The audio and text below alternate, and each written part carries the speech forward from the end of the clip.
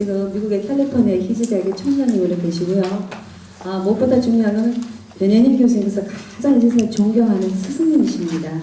그래서 작년에도 오셨고요. 올해도 오셨는데 지금 몸이 여러분 교수님 좀 몸이 조금 안 좋습니다. 너무나 많은 사역을 하시기에 몸이 안 좋아요. 그래서 여러분들 이 시간에 힘내시고 환영하는 마음으로 우리가 박수로 교수님께 인사드리겠습니다.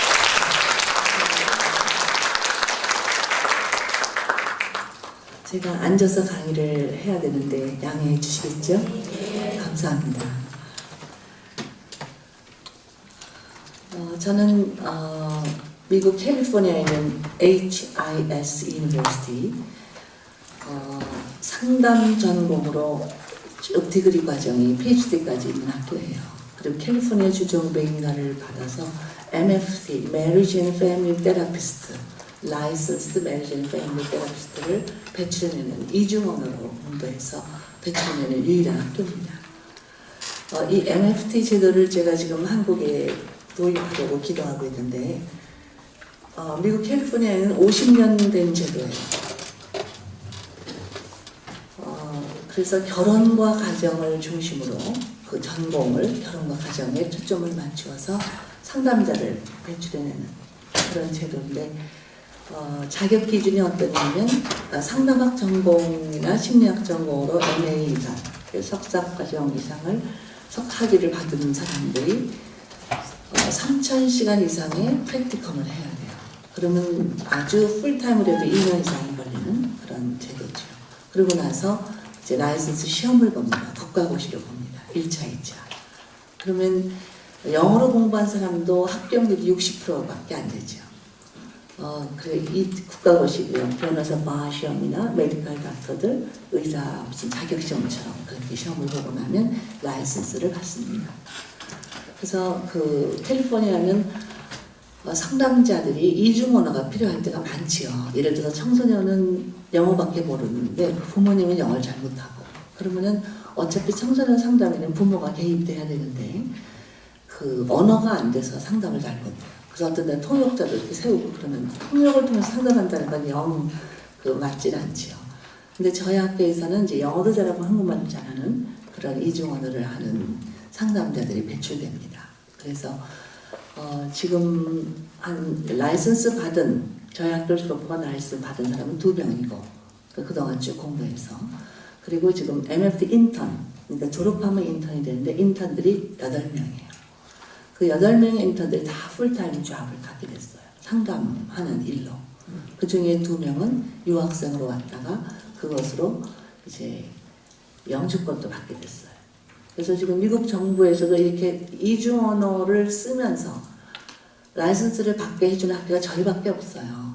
그러니까 제가 이 학교 인가를 낼 때 어떻게 되냐면 한국말로 가르친다면 물론 인가 안 내죠.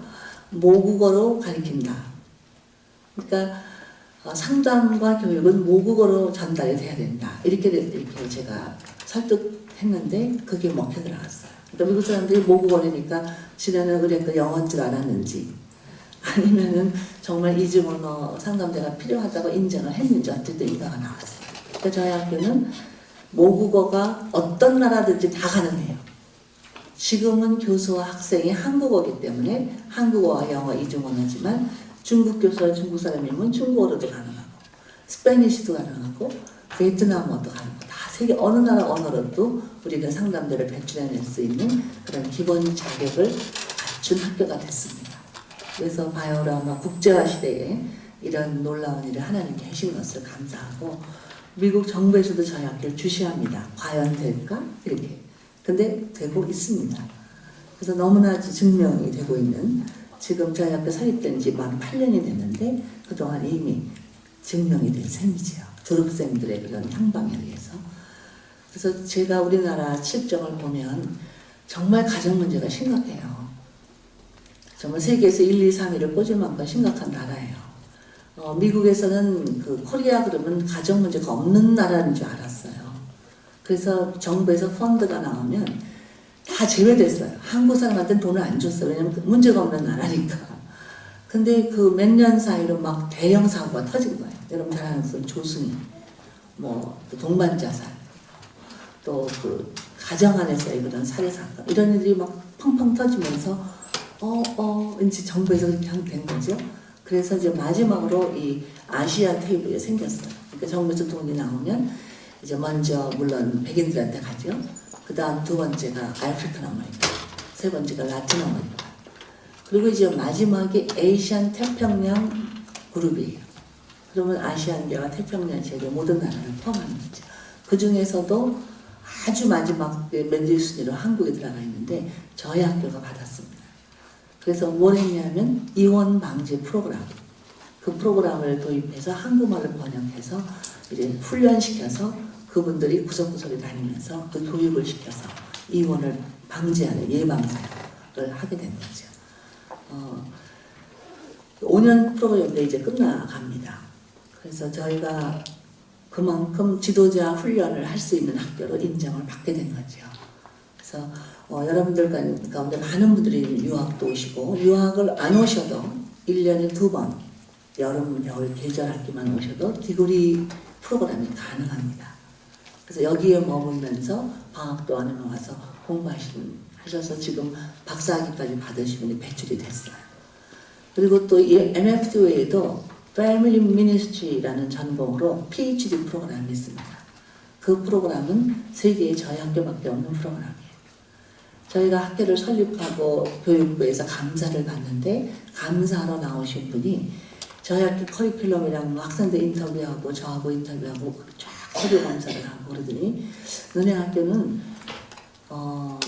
가정사역으로 박사과정을 해야 할 학교다 이렇게 얘기를 해서 제가 깜짝 놀라서 어떻게 알았냐. 나는 사실 이 가정사역 지도자를 배출하기 위해서 이 학교를 세운 거다. 그랬더니 그러면 패밀리 미니스트리로 PhD 프로그램을 열어라. 근데 내가 세계 어디를 가봐 이렇게 다녀봐도 가정사역이라는 학위 프로그램이라는 이름이 없더라 그랬어요. 그랬더니 무슨 소리냐, 내가 그거 인가해준 사람, 내가 서류만 내면 빨리 인가해줄 테니까 빨리 시작해야 돼. 너무 놀랐어요. 그러니까 미국 그 캘리포니아주가 지금 뱅크럽 할 정도로 아주 심각합니다. 돈이 없어요. 그래서 교육부의 직원이 많이 삭감이 된 거예요. 그래서 이 학교를 감사를 하는데 이 직접 디렉터가 나온 거예요, 본인이. 다른 사람을 보낼 돈이 없어서. 근데 그걸 저희는 몰랐죠. 근데 이분이 저희 학교를 보고 굉장히 임프레스고 아주 인상이 깊고 좋은 인상을 받은 거예요. 그래서 그런 제안을 해서 저희도 처음 하던 PhD in Family Ministry라는 전공이 생겼습니다. 그래서 정말 가정사역을 각 교회에 대해서 어떻게 해야 되는 프로그램을 만들고 디렉터가 되는 그런 지도자를 양성하게 되었습니다. 이번 2011년 1월에 첫 PhD를 받은 분들이 6명이 배출이 됐습니다. 이분들이 구석구석에서 이제 가정사역 프로그램을 개발하고 지금까지 해온 모든 사역들을 정리해서 어떻게 이것을 가정과 성경 말씀과 접목시킬 수 있는지를 논문 가운데 증명을 하고 아마 보급하는 일을 할 거고 앞으로도 계속 이런 프로그램 PhD 전문가들이 배출이 될 거예요. 그리고 각 신학교마다 가정사역이 꼭 필요해요. 목사님들은 다 가정사역을 하시는 거거든요. 근데 어떻게 하느냐가 문제지요. 그래서 이분들이 이런 공부를 하시고 배출이 된다면 훨씬 더 교회가 건강한 교회가 될 거고 그 교회에 속한 가정들은 더 건강한 교회, 가정들이 될 거라고 믿습니다. 자, 이제 오늘 저는 여러분들에게 오늘이 마지막 날이라는 소리를 들었어요. 그래서 가정 상담에 있어서 가장 기초가 되는 부부관계, 어떻게 하나님을 왜 최초의 가정을 세우셨고 그 결혼의 의미는 뭔가 이런 것들을 그냥 말씀을 통해서 풀어드리고 싶어요. 여러분 가운데 결혼하신 분만 한번 손 들어보세요. 난 결혼했어요. 거의 다 하시네요. 앞으로 할 거예요, 하시는 분. 네. 한두 분, 네. 몇 분 계시네요. 자, 우리 결혼하신 분들 어떻게 결혼식을, 혼인의식을 거행하셨어요? 교회에서 하셨어요? 네. 예식장에서 하기도 하고요. 예수 믿는 사람은 보통 교회에서 하죠. 그러면 처음에 누가 앞에 나와 서시죠? 주례 보시는 목사님. 그리고 누구 입장이 시작되죠? 신랑 입장. 신랑은 어떻게 입장하죠? 씩씩한 걸음으로 혼자 조용히 입장을 해요. 자, 그러고 나면 누구 입장이 남았어요? 신부 입장이 남았죠. 신부는 어떻게 입장을 하죠? 그렇죠. 주하게 울려 퍼지는 가운데 화사하게 하얗게 순결을 상징하는 흰 드레스를 차려입은 아름다운 신부가 누구의 안내를 받아 입장을 할까요? 보통은 친정아버지. 왜요? 지금까지 그 신부의 보호자 되셨던 분이죠. 그분의 안내를 받아서 입장을 해서 신랑에게로 인계해 준 것. 이것이 혼인의식의 클라이맥스예요. 이것은 이 성경 말씀을 먼저 깨달은 서양의 그리스도인들이 요한계시록 21장에 나오는 이상 마지막 공중 혼인의식을 상징적으로 해서 만든 의식이에요. 자, 요한계시록 21장에 보면 신부가 그 남편을 위하여 단장한 것 같더라.